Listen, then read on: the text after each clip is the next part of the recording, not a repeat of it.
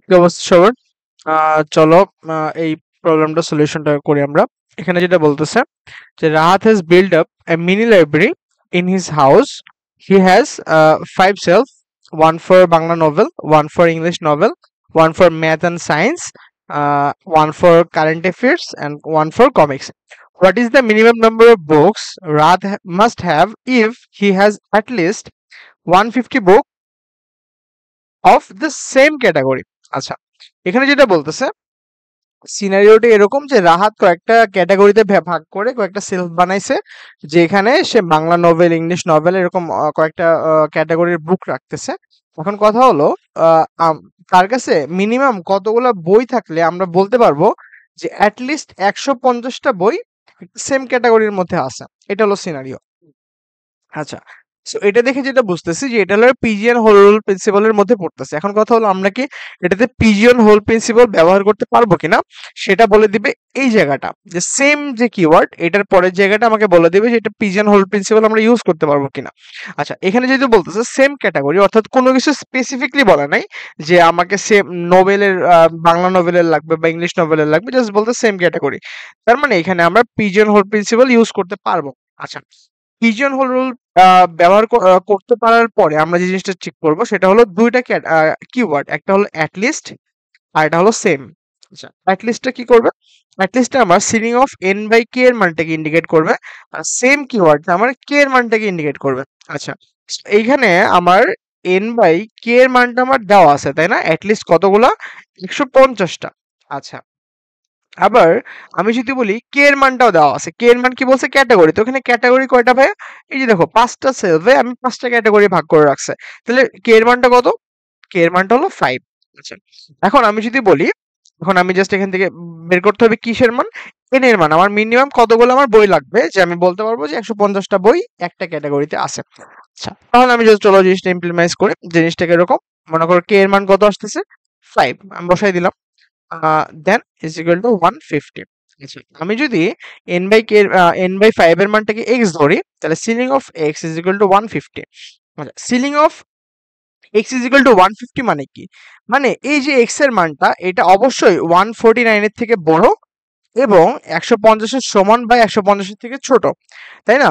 আচ্ছা, তাহলে এইখানে যেহেতু এইটা বোঝাচ্ছে, তার মানে আমি যদি তোমাকে বলি যে এইখানে এই জিনিসটাকে আমরা যদি এখন একটু ব্রডলি চিন্তা করি, যে আমি এখানে ধরো এক্স এর মানটা বসাই দিই এবার, ঠিক আছে?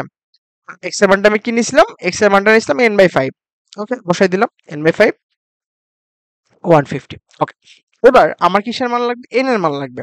তাহলে চলো এই 5 দ্বারা এই পুরোটা গুণ করে দেই। তাহলে 149 ইনটু 5 কত আসে? 149 ইনটু 5 চলো দেখি কত আসে। আই থিংক 140 বা 145। দেখি কত আসছে? 149 ইনটু 5 কত? 145। ইয়েস, আচ্ছা 145। আচ্ছা, 745। ওকে, তার মানে এখানে কত আসতেছে?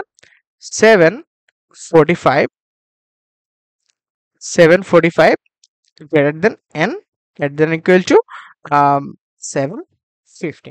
আচ্ছা, এবার আমাকে বলো এখানে n এর কি চাইছে? মিনিমাম নাম্বার চাইছে। আচ্ছা, তাহলে n এর মানটা কি 145 এর থেকে বড় না? তার মানে 145 এর থেকে বড় মানে কত? তাহলে মিনিমাম নাম্বার অফ বুকস, তাহলে মিনিমাম নাম্বার অফ বুকস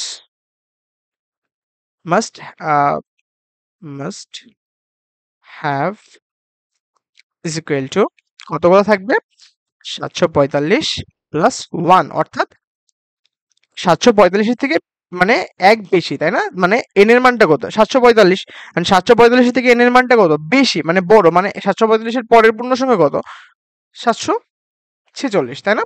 তার মানে আমি যদি বলি রাহাতের কাছে 746টা বই যদি থাকে, তাহলে সে বলতে পারবে যে তার কাছে যে কোনো একটা ক্যাটাগরিতে 150টা বই আছেই। ঠিক আছে? জিনিসটা বুঝি যে পিজন হোল প্রিন্সিপাল ইউজ করে কিভাবে করতে হয়, সেই জিনিসটা তোমরা বুঝছো। Thank you everyone. আচ্ছা, এবার যদি আমরা এই প্রবলেমটা একটু দেখি, এখানে কি বলতেছে? এখানে বলতেছে Grameenphone has recently been allowed to use the series 103 along with 107.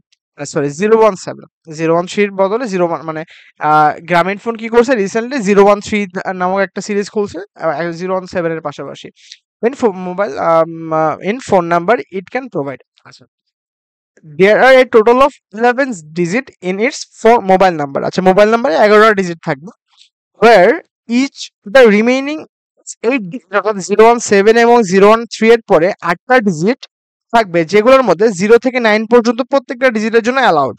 ঠিক আছে? আচ্ছা, how many mobile phone number can গ্রামীণ ফোন প্রোভাইড? আচ্ছা, গ্রামীণ ফোন কতগুলো ফোন নাম্বার প্রোভাইড করতে পারবে, এই জিনিসটা আমাকে বের করতে হবে। আচ্ছা, তাহলে আমি যদি বলি এখানে আমি একটা যদি স্ট্রিং চিন্তা করি 017, ঠিক আছে, এটা হলো মনে করো 3টা গেল, তাই না? এখানে যে 3টা গেল, এই 3টার পরে কি আসতেছে? বাকি থাকবে কয়টা? 1টা 2টা 3টা 4টা 5টা 6টা 7টা, তাই না? এখানে যে 017 টোটাল কয়টা ডিজিট? 1 2 and 3, টোটাল কত? 11টা ডিজিট না? 1 2 3 4 5 6 7 8 9 10 11। আচ্ছা, প্রথমটাতে কত বসবে? 0, পরেরটাই কত বসবে? 1, পরেরটা কত বসবে? 7। ধরো আমি 017 এর জন্য কেস 017 এর জন্য চিন্তা করতেছি, 017 কতগুলো প্রোভাইড করতে পারবে দেখো। তাহলে এই 3টা তো ফিক্সড, এই 3টা কি বদলানো যাবে? প্রত্যেকটা নাম্বারের ক্ষেত্রে এই 3টা ফিক্সড। আচ্ছা, এরপরে কি হবে? এই নাম্বারগুলো কি হবে? চেঞ্জ হবে। এখন এইখানে কত বসতে পারবে? 0 থেকে 9 পর্যন্ত যে কোনো সংখ্যা বসতে পারবে না? তার মানে এখানে কয়টা সংখ্যা বসতে পারবে? 10টা। সেম ভাবে এখানেও কি 0 থেকে 9 পর্যন্ত যে কোনো সংখ্যা বসতে পারবে না? তার মানে এখানেও তো 10টা, এখানেও 10টা 10টা 10টা, এরকম ভাবে কি প্রত্যেকটাতে 10টা করে নাম্বার বসতে পারবে, অ্যালাউড, তাই না? আচ্ছা, তার মানে এইখানে টোটাল কতগুলো নাম্বার বসতেছে? 10 টু দি পাওয়ার 8, তাই না? 1 2 3 4 5 6 7 8, হ্যাঁ, তাহলে 10 টু দি পাওয়ার 8 সংখ্যক একটা রিঅ্যারেঞ্জমেন্টের মধ্যে আসতেছে। তার মানে এখানে 017 এই সিরিজটা 10 টু দি পাওয়ার 8 সংখ্যক মোবাইল নাম্বার প্রোভাইড করতে পারবে। আচ্ছা, সেম ভাবে তাহলে 013 কি করতে পারবে? সেম ভাবে 10 টু দি পাওয়ার 8 সংখ্যক প্রোভাইড করতে পারবে, তাই না? বিষয়টা কিন্তু সেম। তাহলে টোটাল গ্রামীণ ফোন টোটাল কতগুলো প্রোভাইড করতে পারবে? 10 to the power 8 plus 10 to the power 8 is equal to 2 10 to the power 8। বুঝতে পারছি বিষয়টা? জিনিসটা এরকম। বুঝছি ব্যাপারটা? জাস্ট সিম্পল অ্যাজ দ্যাট, একদমই সিম্পল। ওকে, আই থিঙ্ক তোমরা বুঝছো। Thank you. 18 না, এটা 8। Okay okay, thank you everyone, tata.